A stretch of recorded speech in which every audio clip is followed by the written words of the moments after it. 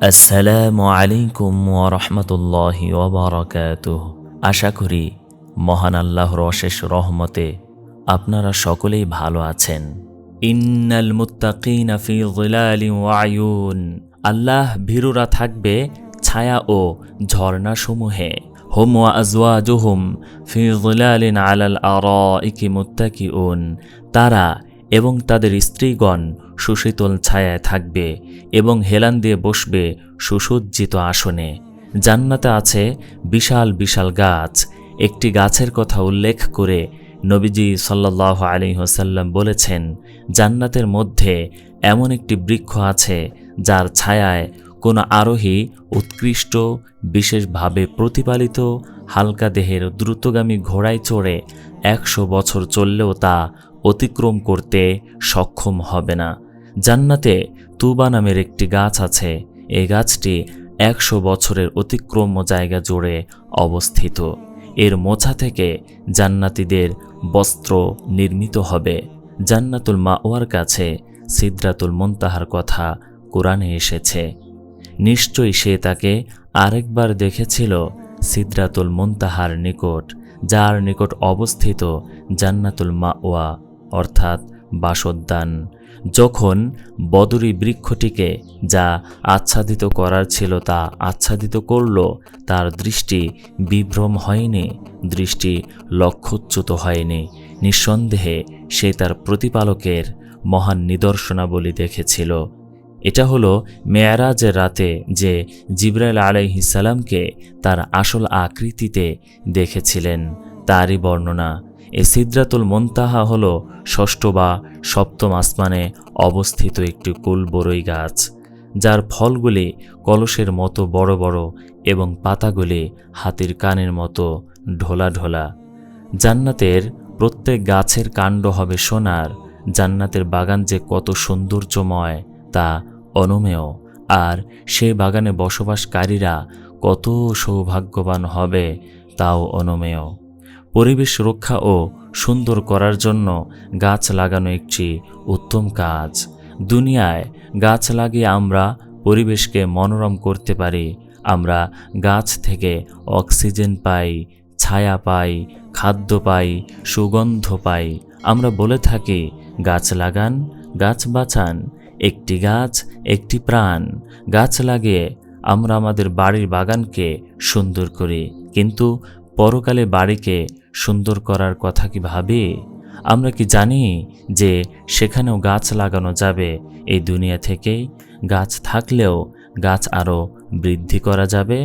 মহানবী সাল্লাল্লাহু আলাইহি ওয়াসাল্লাম বলেছেন, যে ব্যক্তি সুবহানাল্লাহি ওয়া বিহামদিহি পড়ে তার জন্য জান্নাতের মধ্যে একটি খেজুর বৃক্ষ রোপণ করা হয়।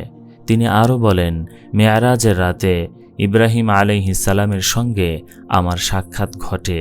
তিনি বলেন, হে মুহাম্মদ, তুমি তোমার উম্মতকে আমার সালাম পেশ করবে এবং তাদেরকে বলে দেবে যে জান্নাতের মাটি পবিত্র ও উৎকৃষ্ট, তার পানি মিষ্ট, আর তা একটি বৃক্ষহীন সমতল ভূমি।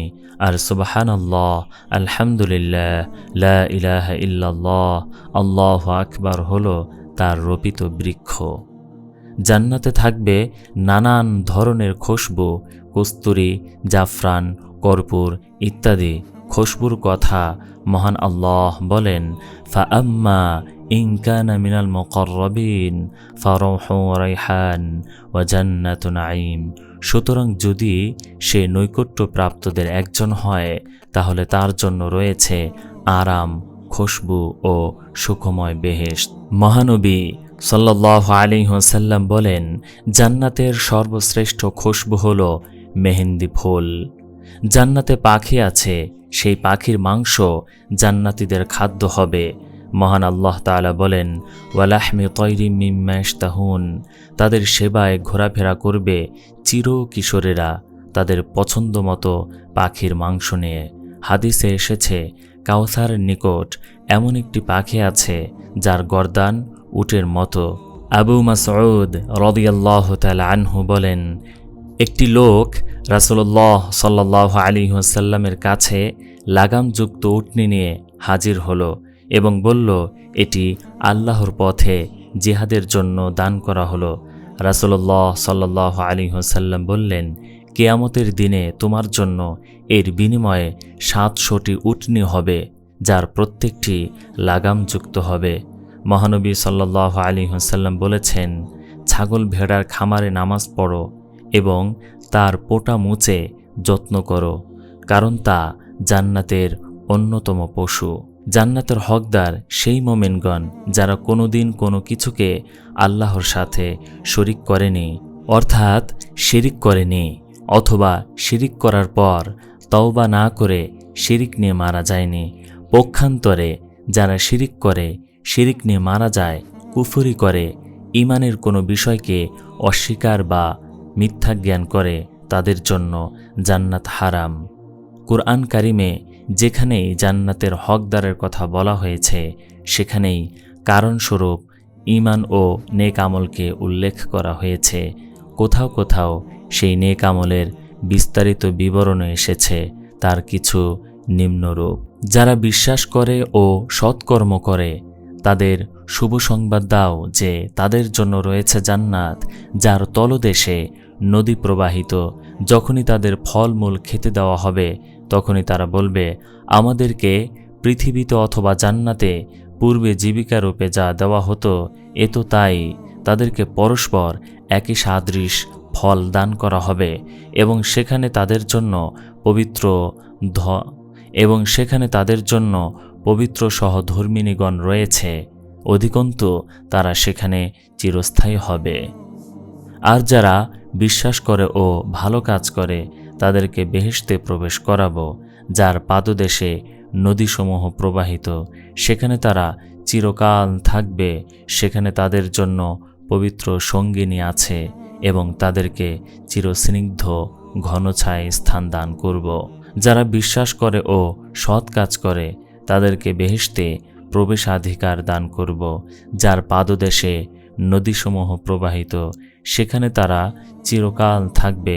আল্লাহর প্রতিশ্রুতি সত্য, আর কে আছে আল্লাহ অপেক্ষা অধিক সত্যবাদী? পক্ষান্তরে যারা বিশ্বাস করেছে, অর্থাৎ মোমেন হয়েছে এবং সৎ কাজ করেছে, তারাই হবে জান্নাতের অধিবাসী, তারা সেখানে চিরকাল থাকবে।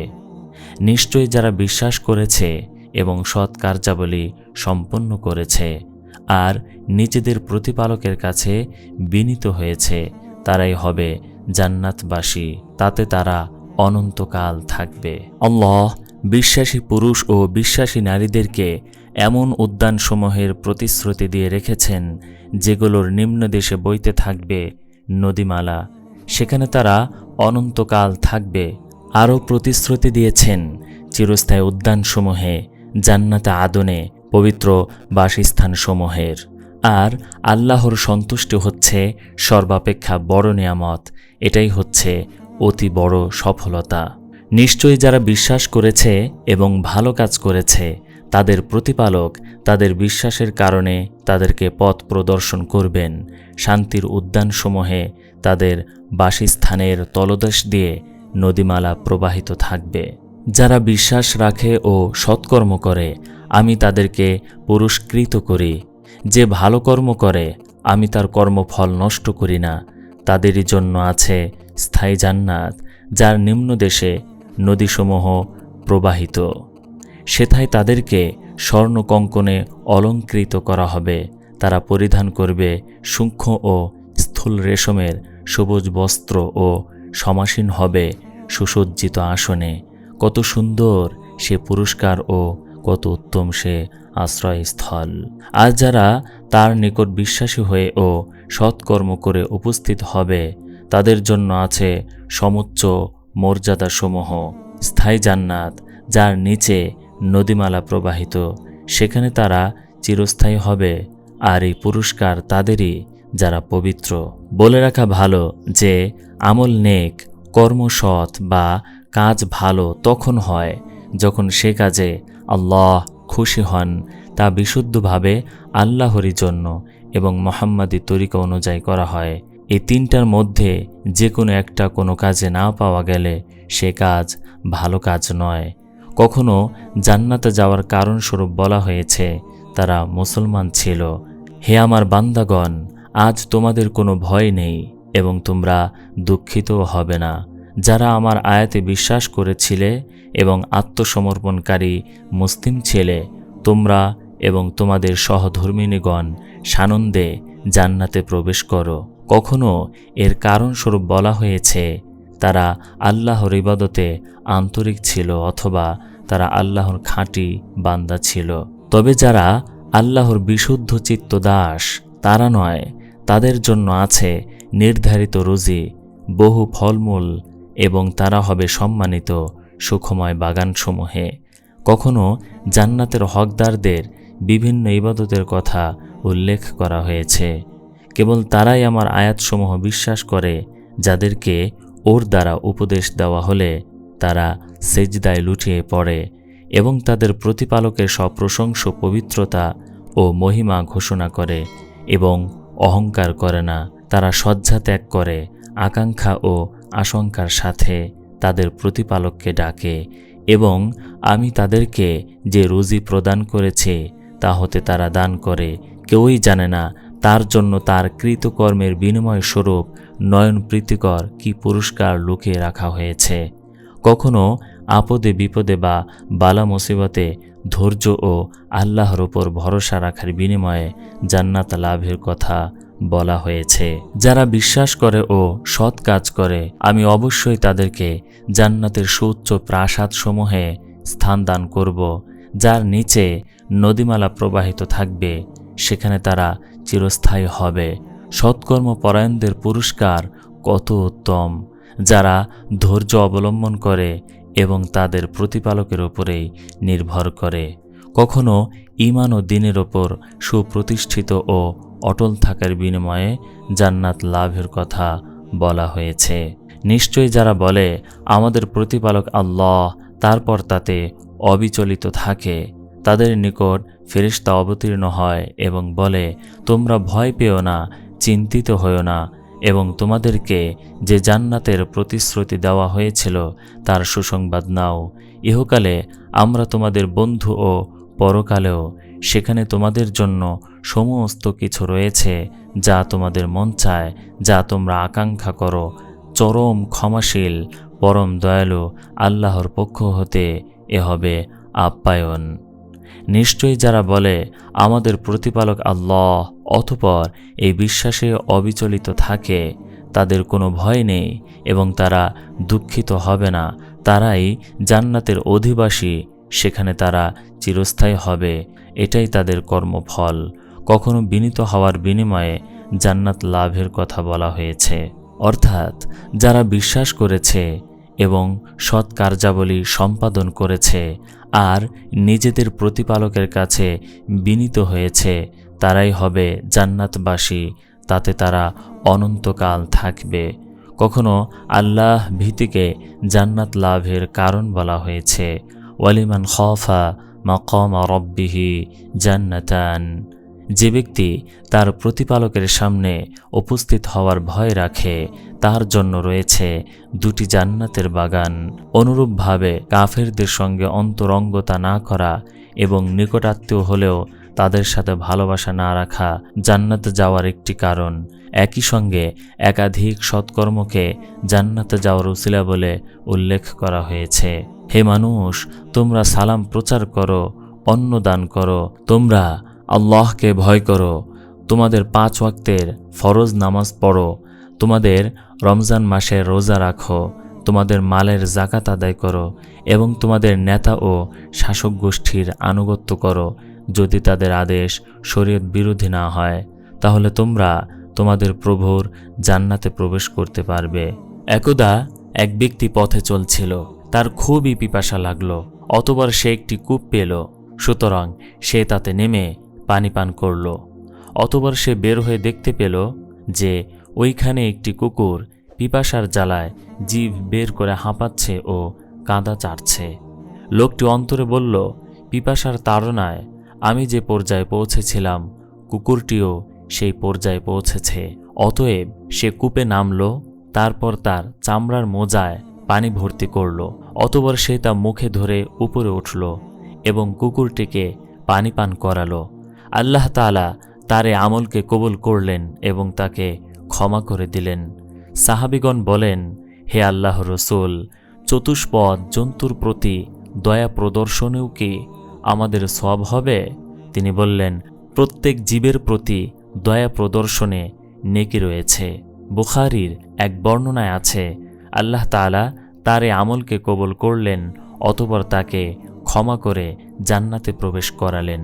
আমি এক ব্যক্তিকে জান্নাতে ঘোরাফেরা করতে দেখলাম, যে পৃথিবীতে রাস্তার মধ্য হতে একটি গাছ কেটে সরিয়ে দিয়েছিল, যেটি মুসলিমদেরকে কষ্ট দিচ্ছিল।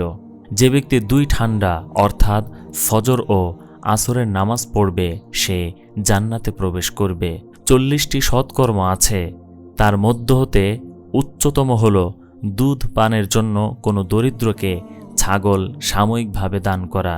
যে কোনো আমলকারী এর মধ্য হতে যে কোনো একটি সৎকর্মের ওপর প্রতিদানের আশা করে ও তার প্রতিশ্রুত পুরস্কারকে সত্য জেনে আমল করবে, তাকে আল্লাহ তার বিনিময়ে জান্নাতে প্রবেশ করাবেন। যে ব্যক্তি আল্লাহর সাথে কাউকে অংশীদার করবে না, সে জান্নাতে প্রবেশ করবে। আর যে ব্যক্তি তার সাথে কোনো জিনিসকে অংশীদার করবে এবং তওবা না করে ওই অবস্থাতে সে মৃত্যুবরণ করবে, সে জাহান্নামে প্রবেশ করবে। যে ব্যক্তির শেষ কথা লা ইলাহা ইল্লাল্লাহ হবে, অর্থাৎ এই কালিমা পড়তে পড়তে তার মৃত্যু হবে, সে জান্নাতে প্রবেশ করবে। এক ব্যক্তি নিবেদন করল, হে আল্লাহর রাসূল, আমি এই সূরা কুল হুয়াল্লাহু আহাদ ভালোবাসি। তিনি বললেন, এর ভালোবাসা তোমাকে জান্নাতে প্রবেশ করাবে। একটি লোক নবী করিম সাল্লাল্লাহু আলাইহি ওয়াসাল্লামকে বলল, আমাকে এমন একটি আমল বলুন যা আমাকে জান্নাতে প্রবেশ করাবে। তিনি বললেন, আল্লাহর বন্দিকে করবে আর তার সাথে কোনো কিছুকে অংশীদার স্থির করবে না, নামাজ কায়েম করবে, যাকাত দিবে এবং আত্মীয়তার বন্ধন অটুট রাখবে।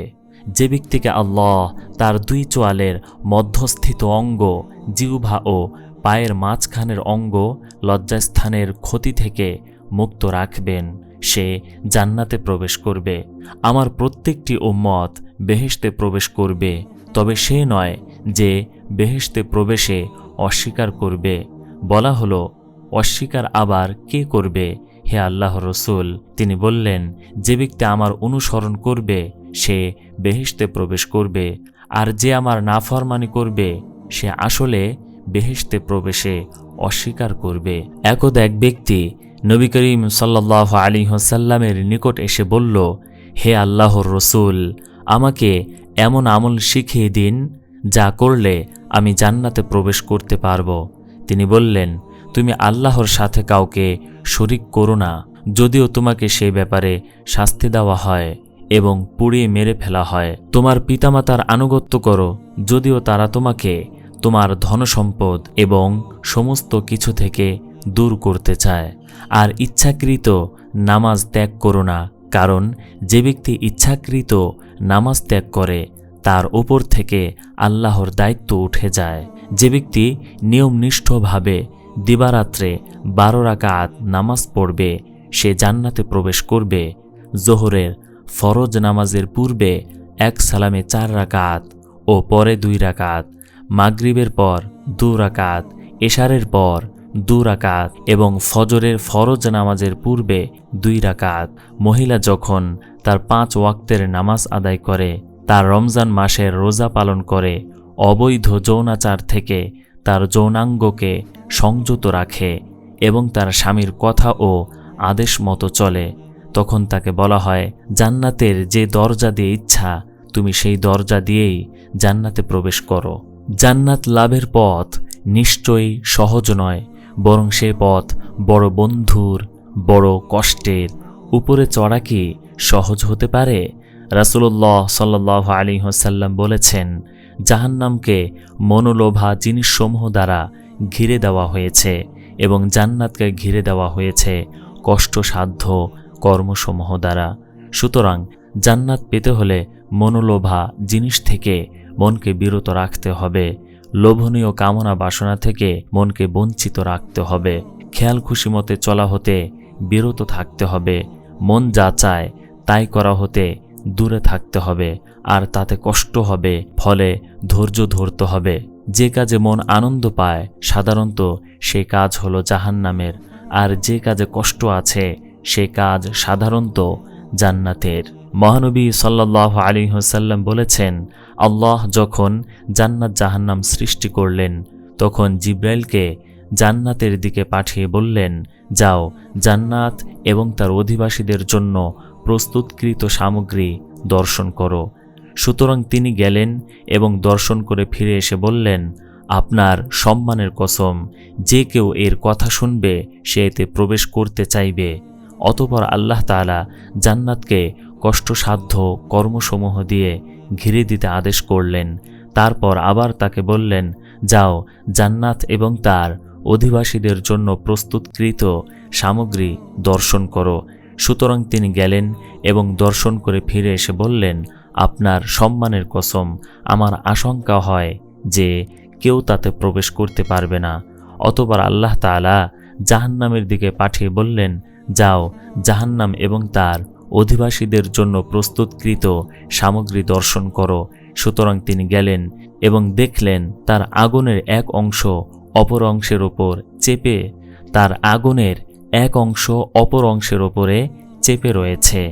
অতঃপর তিনি ফিরে এসে বললেন, আপনার সম্মানের কসম, যে কেউ এর কথা শুনবে সে এতে প্রবেশ করতে চাইবে না। তারপর জাহান্নামকে মনোলোভা জিনিসসমূহ দিয়ে ঘিরে দিতে আদেশ করলেন এবং পুনরায় তাকে বললেন, যাও জাহান্নাম এবং তার অধিবাসীদের জন্য প্রস্তুতকৃত সামগ্রী দর্শন করো। সুতরাং তিনি গেলেন এবং দর্শন করে ফিরে এসে বললেন, আপনার সম্মানের কসম, আমার আশঙ্কা হয় যে কেউ পরিত্রাণ পাবে না, সবাই তাতে প্রবেশ করবে। আল্লাহ রসুল সাল্লাল্লাহু আলাইহি ওয়াসাল্লাম বলেছেন, যে ব্যক্তি গভীর রাত্রিকে ভয় করে সে যেন সন্ধ্যা রাত্রেই সফর শুরু করে, আর যে ব্যক্তি সন্ধ্যা রাত্রে চলতে লাগে সে গন্তব্যস্থলে পৌঁছে যায়। সাবধান, আল্লাহর পণ্য বড় আকরা। শোনো, আল্লাহর পণ্য হলো জান্নাত। বলাই বাহুল্য যে জান্নাত ও তার সুখ সামগ্রী যেমন অমূল্য তেমনি সুন্দরী সুনয়না হুরিদের মোহরও অনেক বেশি। সুতরাং যে এমন সুখ চায় এবং এমন স্ত্রী চায় সে কি প্রস্তুতি না নিয়ে বসে থাকতে পারে? কুরআন কারিমে বলা হয়েছে জান্নাতীরা জান্নাতের ওয়ারিস হবে। অবশ্যই বিশ্বাসীগণ সফলকাম হয়েছে যারা নিজেদের নামাজে বিনয় নম্র, তারাই হবে উত্তরাধিকারী হবে ফিরদাউসের, যাতে তারা চিরস্থায়ী হবে। এটাই জান্নাত, তোমরা তোমাদের কর্মের ফলস্বরূপ যার অধিকারী হয়েছ। এই হলো সেই জান্নাত যার অধিকারী করব আমি আমার দাসদের মধ্যে সংযমশীলকে। তারা প্রবেশ করে বলবে, প্রশংসা আল্লাহর, যিনি আমাদেরকে দেওয়া তার প্রতিশ্রুতি পূর্ণ করেছেন এবং আমাদেরকে এই ভূমির অধিকারী করেছেন। আমরা জান্নাতে যথা ইচ্ছা বসবাস করব। সদাচারীদের পুরস্কার কত উত্তম। কিন্তু ওয়ারিস মানেই মোয়ারিস আছে, আর সে মোয়ারিস হলো কাফের দল। যেহেতু তারা জান্নাতের হকদার হতে পারত, কিন্তু নিজেদের দোষেই সেই হক থেকে বঞ্চিত হয়ে জাহান্নামে যাবে, আর তাদের জায়গার উত্তরাধিকারী বানানো হবে মুসলিমগণকে। রাসূলুল্লাহ সাল্লাল্লাহু আলাইহি ওয়াসাল্লাম বলেছেন, কিয়ামতের দিন আল্লাহ প্রত্যেক মুসলমানকে একজন ইহুদি অথবা খ্রিস্টানকে দিয়ে বলবেন, এই তোমার জাহান্নাম থেকে বাঁচার মুক্তিপণ। এ কথার অর্থ অন্য এক হাদিসে বর্ণিত হয়েছে, প্রত্যেকের জন্য বেহেশতে একটা নির্দিষ্ট স্থান আছে এবং দোজখেও আছে। সুতরাং মুমিনগণ যখন বেহেশতে প্রবেশ করবে তখন দোজখে তার স্থলাভিষিক্ত হবে কাফের, যেহেতু সে তার কুফরির কারণে তার উপযুক্ত। আর মুক্তিপণ অর্থ এই যে তুমি দোজখের সম্মুখীন ছিলে, কিন্তু এটি হলো তোমার মুক্তির বিনিময়। যেহেতু আল্লাহ দোজখ ভর্তি করার জন্য একটা সংখ্যা নির্ধারিত রেখেছেন, সুতরাং তারা যখন তাদের কুফরি ও পাপের কারণে সেখানে প্রবেশ করবে তখন তারা হবে মুমিনদের মুক্তিপণ, আর মুমিনরা হবে কাফেরদের ওয়ারিস। জান্নাতের অধিকাংশ অধিবাসী হবে দরিদ্র ও দুর্বল শ্রেণীর মানুষ। মানুষের কাছে দুর্বল মানুষ যাকে তার বিনয়ের কারণে ছোট ভাববে, গরিবীর কারণে ক্ষুদ্র ভাববে, আর ভদ্রতাকে দুর্বল মনে করবে, তার ওপর অত্যাচার করবে। নবীজি সাল্লাল্লাহু আলাইহি ওয়াসাল্লাম বলেছেন, আমি বেহেশতের মধ্যে তাকিয়ে দেখলাম তার অধিকাংশ অধিবাসী গরিবদের দল, আর দোজখের দিকে তাকিয়ে দেখলাম তার অধিকাংশ অধিবাসী মহিলা। আমি তোমাদেরকে জান্নাতীদের সম্পর্কে অবহিত করব নাকি? তারা হলো প্রত্যেক দুর্বল ব্যক্তি এবং এমন ব্যক্তি যাকে দুর্বল মনে করা হয়, সে যদি আল্লাহর নামে কসম খায় তাহলে তা তিনি নিশ্চয়ই পুরা করে দেন। আমি তোমাদেরকে জাহান্নামীদের সম্পর্কে অবহিত করব নাকি? তারা হলো প্রত্যেক রূঢ় স্বভাব, কঠিন হৃদয়, দাম্ভিক ব্যক্তি। একদা জান্নাত ও জাহান্নামের বিবাদ হলো। জাহান্নাম বলল, আমার মধ্যে উদ্ধত ও অহংকারী লোকেরা থাকবে, আর জান্নাত বলল, দুর্বল ও দরিদ্র ব্যক্তিরা আমার ভিতরে বসবাস করবে। অতঃপর আল্লাহ তাআলা তাদের মধ্যে ফায়সালা করলেন যে, তুমি জান্নাত আমার রহমত, তোমার দ্বারা আমি যার প্রতি ইচ্ছা অনুগ্রহ করব, এবং তুমি জাহান্নাম আমার শাস্তি, তোমার দ্বারা আমি যাকে ইচ্ছা শাস্তি দেব, আর তোমাদের উভয়কেই পরিপূর্ণ করা আমার দায়িত্ব। জান্নাতে এমন লোক প্রবেশ করবে যাদের অন্তর হবে পাখির অন্তরের মতো। উল্লেখিত আলোচনায় বোঝা যায় নারীরা অধিকাংশ জাহান্নামী হবে। তার মানে কিন্তু এই নয় যে জান্নাতে নারীর সংখ্যা কম হবে। আসলে জান্নাতে জান্নাতি হুরিদেরকে নিয়ে নারীর সংখ্যাই অধিক হবে। অবশ্য একথাও সত্য যে দুনিয়ার মহিলাদের অধিকাংশই জাহান্নামী হবে। মহানবী সাল্লাল্লাহু আলাইহি ওয়াসাল্লাম বলেছেন, জান্নাতে জান্নাতীদের পাত্র হবে স্বর্ণের, তাদের গায়ের ঘাম হবে কস্তুরীর ন্যায় সুগন্ধময়। তাদের প্রত্যেকের জন্য এমন দুজন স্ত্রী থাকবে যাদের সৌন্দর্যের দরুন মাংস ভেদ করে পায়ের নলার হাড়ের মজ্জা দেখা যাবে। সুতরাং পুরুষের তুলনায় নারীর সংখ্যা দ্বিগুণ হবে জান্নাতে, আর জাহান্নামেও পুরুষের তুলনায় নারীর সংখ্যা বেশি হবে। তবে তারা সবাই হবে দুনিয়ার মেয়ে। মহানবী সাল্লাল্লাহু আলাইহি ওয়াসাল্লাম বলেন, তোমাদের সবচেয়ে খারাপ মেয়ে তারা যারা বেপর্দা, অহংকারী, তারা কপট নারী। তাদের মধ্যে লাল রঙের ঠোঁট ও পা বিশিষ্ট কাকের মতো বিরল সংখ্যক বেহেশতে যাবে। ভাববার বিষয় যে দুনিয়াতে এই শ্রেণীর মহিলাই বেশি। আরও যে কারণে মহিলারা অধিকাংশ জাহান্নামে যাবে তাও তাদের মধ্যে কম নয়। একদা নবী করিম সাল্লাল্লাহু আলাইহি ওয়াসাল্লাম মহিলাদেরকে সম্বোধন করে বললেন, হে মহিলা সকল, তোমরা সাদাকা খয়রাত করতে থাকো ও অধিক মাত্রায় ইস্তেগফার করো, কারণ আমি তোমাদেরকে জাহান্নামের অধিকাংশ অধিবাসী রূপে দেখলাম। একজন মহিলা নিবেদন করল, আমাদের অধিকাংশ জাহান্নামী হওয়ার কারণ কি হে আল্লাহর রাসূল? তিনি বললেন, তোমরা অভিশাপ বেশি করো এবং নিজ স্বামীর অকৃতজ্ঞতা করো। বুদ্ধি ও ধর্মে অপূর্ণ হওয়া সত্ত্বেও বিচক্ষণ ব্যক্তির ওপর তোমাদের চাইতে আর কাউকে বেশি প্রভাব খাটাতে দেখিনি। মহিলাটি আবার নিবেদন করলেন, বুদ্ধি ও ধর্মের ক্ষেত্রে অপূর্ণতা কি? তিনি বললেন, দুজন নারীর সাক্ষ্য একটি পুরুষের সাক্ষ্য সমতুল্য। প্রসবোত্তর খুন ও মাসিক আসার দিনগুলিতে মহিলা নামাজ পড়া বন্ধ রাখে। মহানবী হযরত মুহাম্মদ সাল্লাল্লাহু আলাইহি ওয়াসাল্লাম বলেন, আমি দেখলাম জাহান্নামের অধিকাংশ অধিবাসিনী হল মহিলা। সাহাবীগণ জিজ্ঞেস করলেন, তা কি জন্য হে আল্লাহর রাসূল? বললেন, তাদের কুফরির জন্য। তারা বললেন, আল্লাহর সাথে কুফরি? তিনি বললেন, না, তারা স্বামীর কুফরি অর্থাৎ অকৃতজ্ঞতা ও নিমক হারামি করে। তাদের কারো প্রতি যদি সারা জীবন ইহসান করো, অতঃপর সে যদি তোমার নিকট সামান্য ত্রুটি লক্ষ্য করে তাহলে বলে বসে, তোমার নিকট কোনো মঙ্গল দেখলাম না। একথা বিদিত যে কাফের কুফরির কারণে জাহান্নামে যাবে আর মুমিন ঈমানের কারণে জান্নাতে যাবে। কিন্তু তাদের অবস্থা কি হবে যাদের কুফরি আছে কিন্তু ঈমান নেই? শিশু, পাগল ও এমন মানুষ যার কাছে ইসলামের দাওয়াত আদৌ পৌঁছেনি, তার অবস্থা পরকালে কি হবে?